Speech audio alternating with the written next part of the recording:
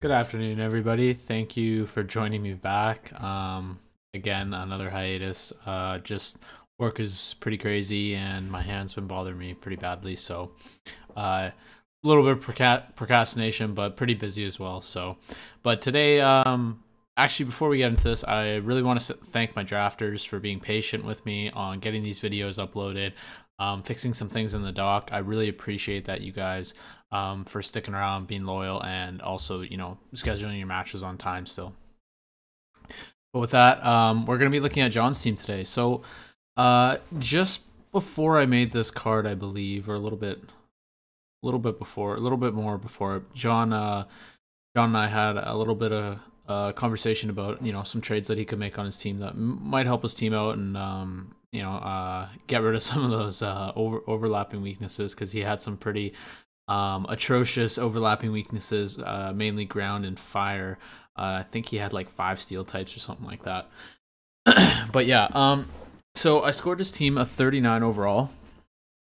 As we go into this, I want to mention, you guys, since my hand is bothering me a lot, I'm not taking notes. So, I mean, I've taken a little bit of notes in Notepad on the computer, but not a whole lot. Not like before, where it's pages. Just I can't write that much right now.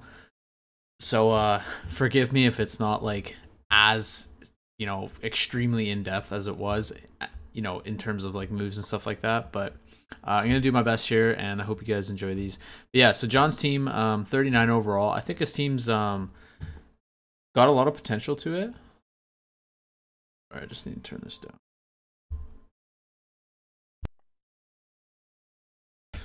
Okay. Yeah, his team's got a lot of potential to it.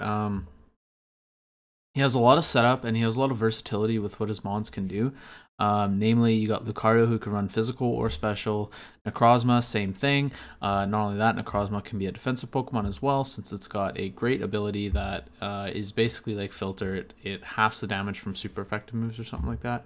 Let me get the exact... Yeah, Prism Armor. So this Pokemon receives 3-quarter damage from super effective attacks. So that's pretty nice.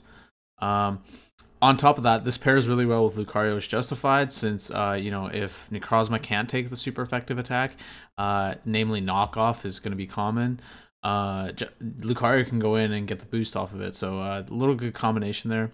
And then you have Salamence, who can be special or physical, also boosting. Rotom Wash can be a booster. There's a lot of versatility with his mons, which is great. And there's a lot of versatility in his defensive mons, which is a really important factor that I mention a lot in these analysis here. So with all that said, though, let's break it down into the categories that I have here. So offense, I scored an 8. His team's pretty offensive, okay? His team's pretty offensive, if it wants to be. You have Lucario, who got access to Nasty Plot. Also has Sport Stats.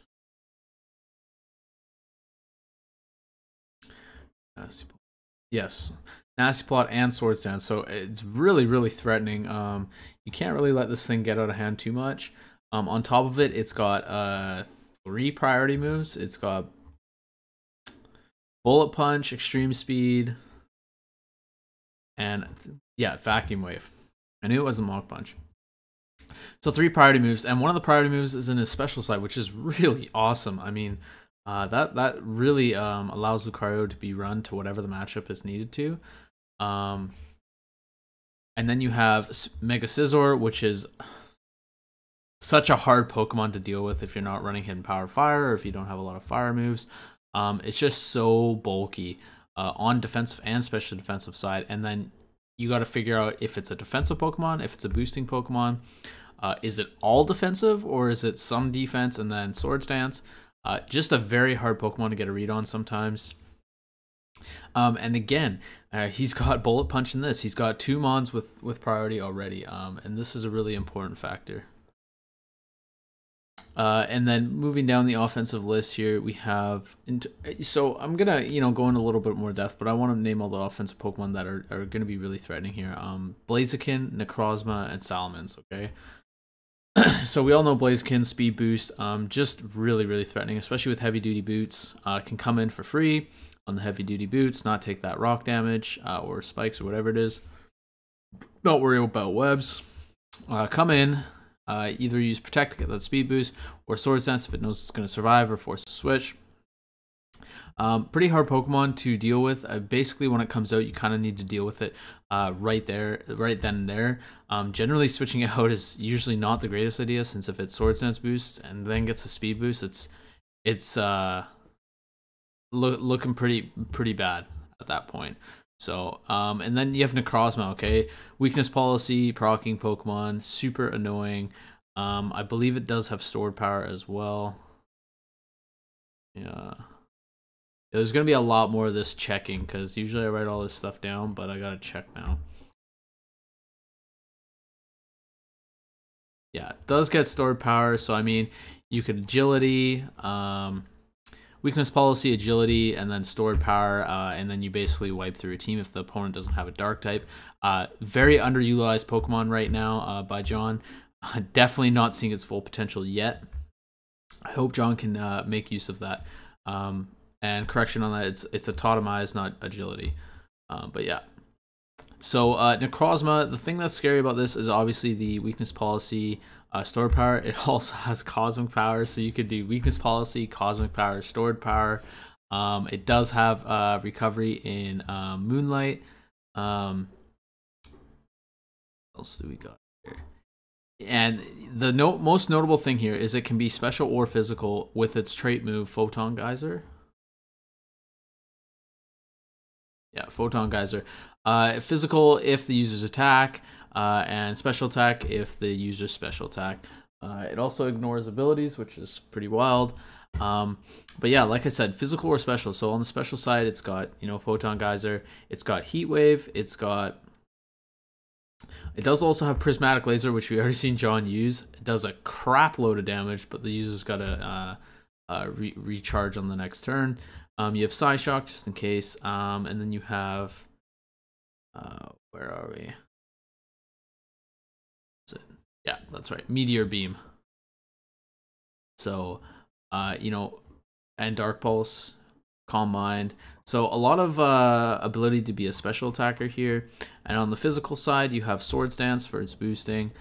You have Smart Strike. You have Rock Slide.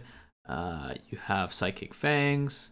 Generally, you're going to run Photon Geyser, but Psychic Fangs is nice just to deter screens, since there are a couple screen users out there, i.e. the Ninetales, or Alola Ninetales, Klefki, Grimmsnarl, Morgrem. I think there's one more, but I forget.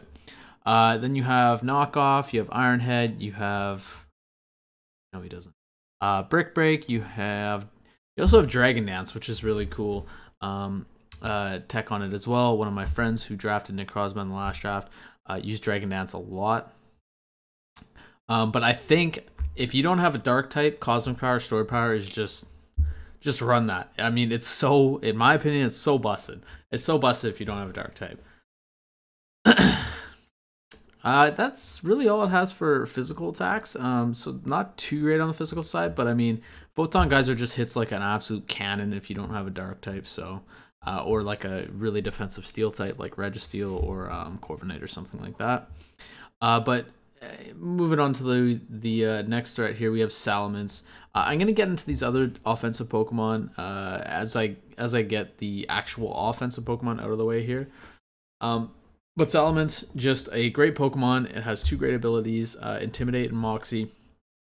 So whether you want it to be like your end game sweeper, you could run Moxie. If you want it to be, you know, just a really reliable sweeper, you could have Intimidate, you know, make sure that it gets that first Dragon Dance off and forces a switch, lowering their attack.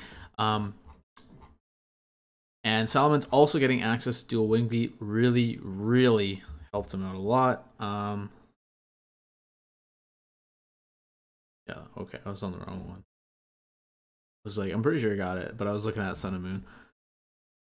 Yeah, so he's got Dual Wing Beat, Outrage, Earthquake. That's generally what you're gonna see. You could see like Fire Fang or something weird, but you generally just would run Fire Blast. You have Iron Tail, another move that's kind of weird, and Stone Edge. And then on the special side, you have Fire Blast, you have Draco Meteor, and Hurricane, and that's what you got. So not much, not as versatile in moveset as I thought, but allowing it to be physical or special is really good, and it having Intimidate and Moxie is also really nice. With the addition to Heavy Duty Boots, this makes Salamence a lot better actually as well as a defensive Pokemon. It does have some really good defensive options. I mean, it's got Reliable Recovery and Roost. It does have Wish. It has Toxic. It has Tailwind. What else we got here? It does have Defog as well. So it can be a defensive Pokemon. On this team, I think offense is just the way to go. I think this team has a really good offensive set of Pokemon here. So, but yeah, so now the Pokemon that I would say maybe aren't as notable offensively, but are still really, really strong. You have Sylveon, Lapras, and Rotom Wash here. Okay. Now, Sylveon's Pixelate is really nice because you can run Hyper Voice, you can bypass subs, which is really great. Now, in this draft group, I find subs is not really a big meta, but in the last draft that I have, subs is really big. Being able to bypass subs is just a really nice option. It's like a free infiltrator, really, right? So, not only that,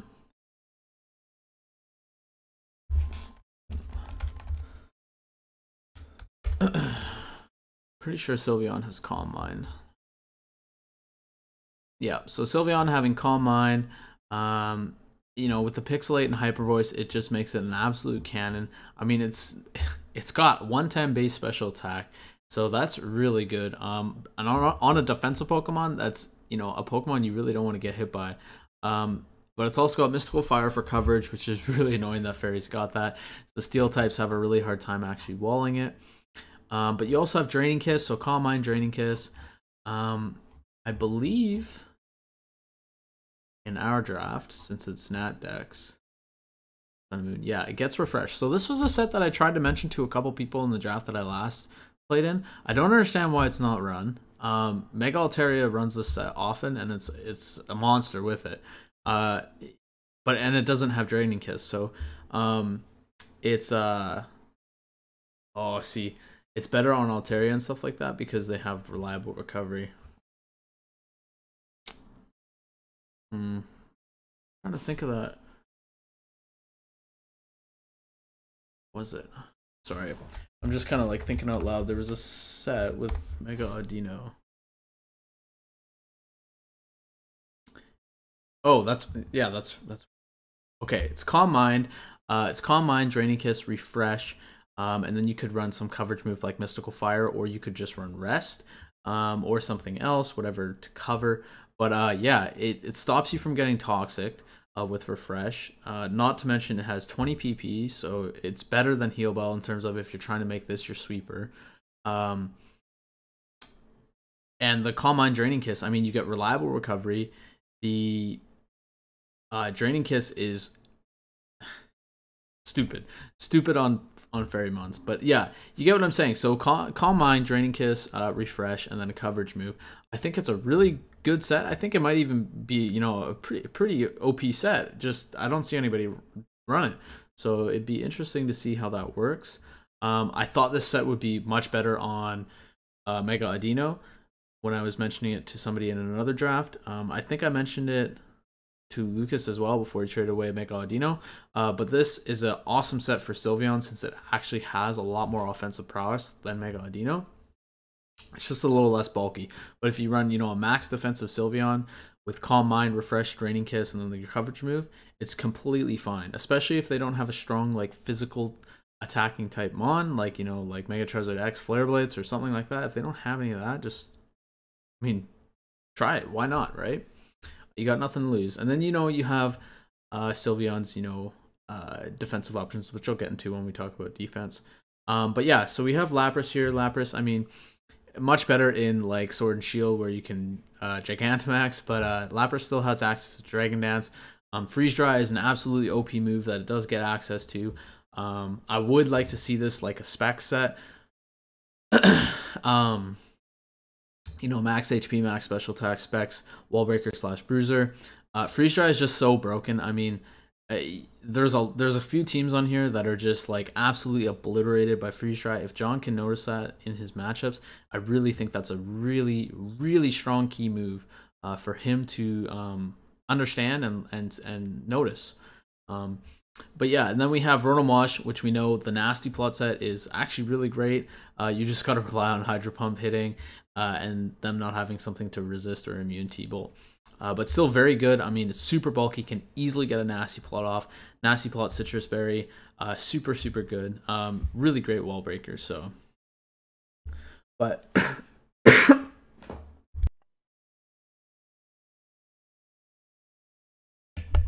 on the defensive side here,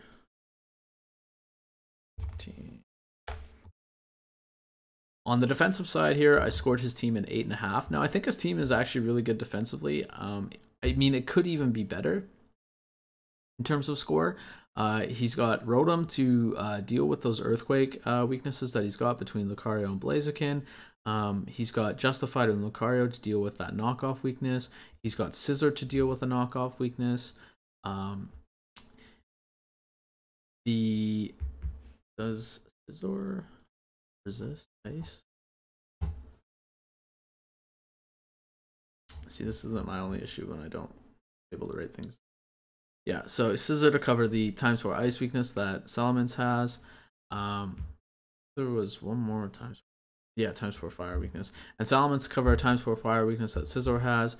Rotom to cover the times 4 fire weakness as well. And then you just have like an absolute you know, brick wall of walls here. You have Sylveon and you have Blissey. Now, he doesn't have the greatest physically defensive wall. I think Scizor is really great physically defensive. Yeah, no, I guess that works really well because he's got Mega Scizor for a physically defensive wall with a slow U-turn, which is really nice. And then you have a special wall with Blissey and Teleport. And if you don't want to run Blissey, you can run Sylveon.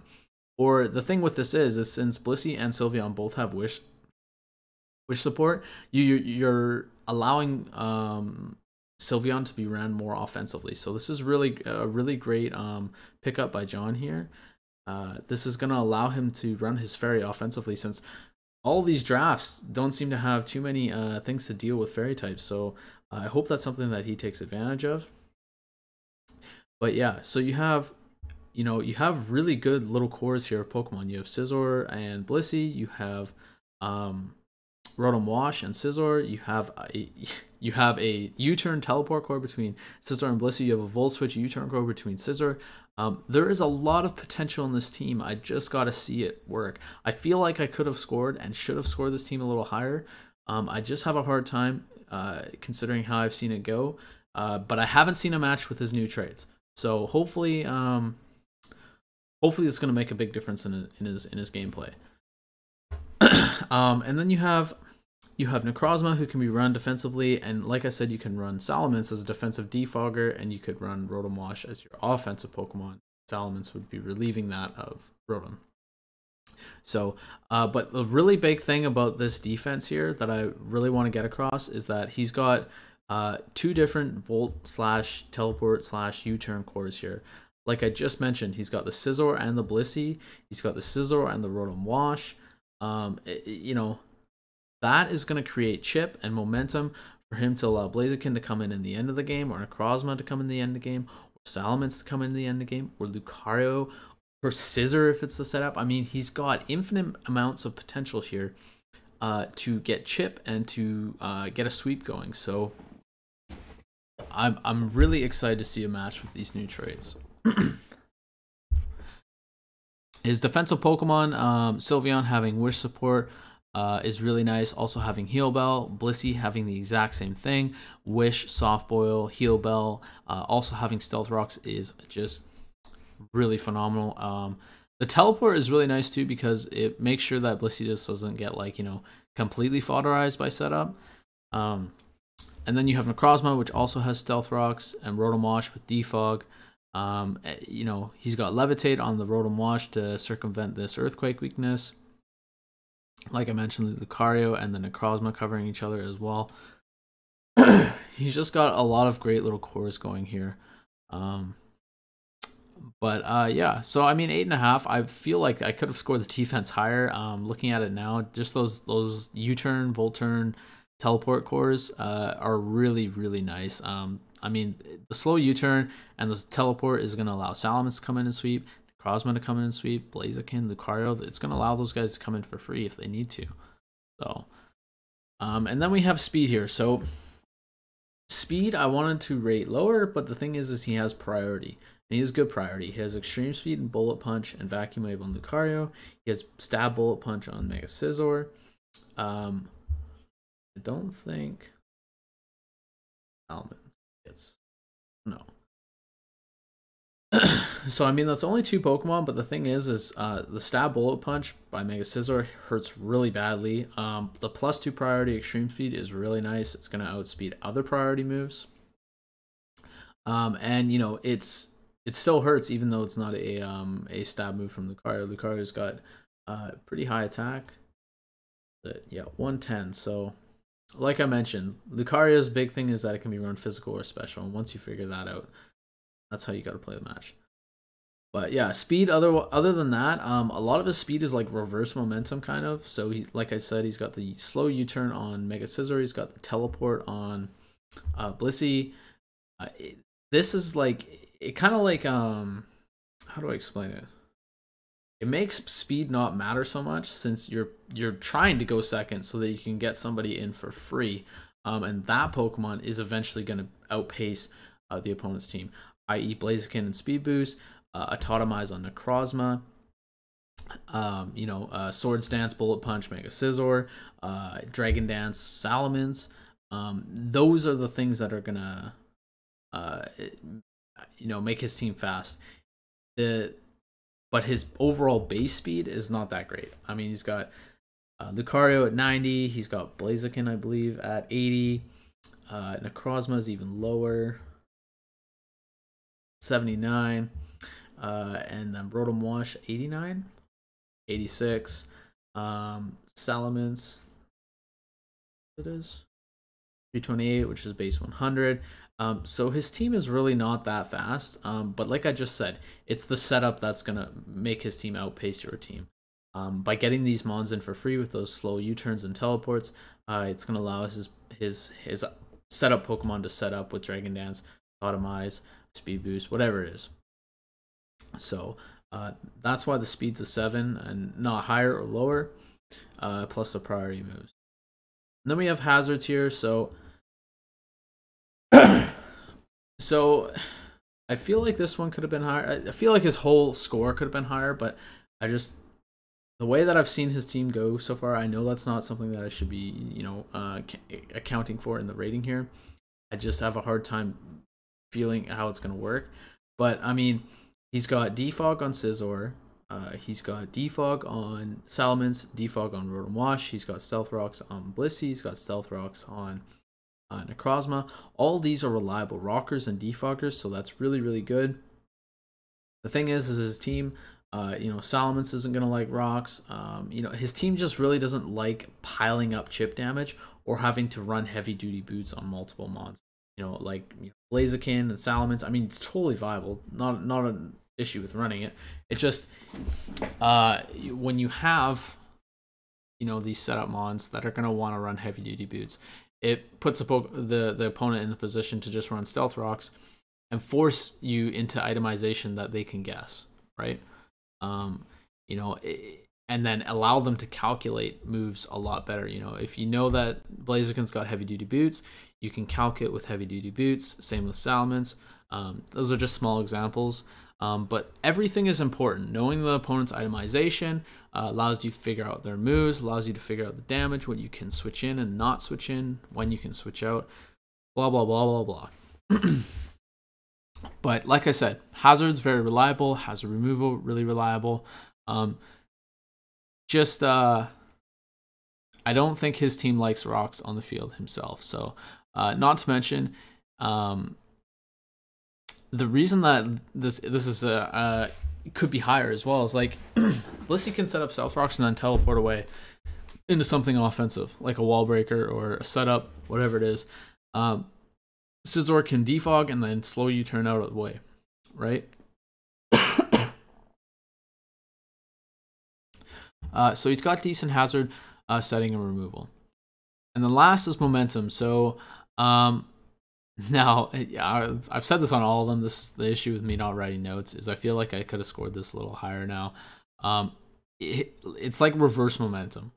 He's got this slow U-turn on Mega Scizor. He's got a teleport on Blissey. He's got Volt Switch on Rotom Wash. These are going to allow his team to snowball. Since he can get these things in for free off the teleport, U-turn, or Volt Switch, and either start setting up, sweeping, or start wall breaking. You know, get the Blaziken in for free. Run a choice banded Blaziken instead of a, you know, heavy duty boots Blaziken. Fire off some close combats or flare blitzes or brave birds. Send in a Specs or banded Lucario. Start firing off, you know, stab attacks. It's things like that. That's the momentum is innate. It's not heavy snowball, but it's consistent is what I'd say. So, you know, being able to get the teleport with Blissey, being able to get the Volt Switch with Rotom, U-turn with Scizor, it's all reliable. It should allow him to get reliable damage every single match. Every single part of the match, he should be able to get reliable chip damage and or wall break. And then after all that is said and done, he should be able to get in a sweeper safely with teleport, Volt Switch, or U-turn, and either win the game off of that or break enough of the opponent's team that you can use somebody to clean up after that. So,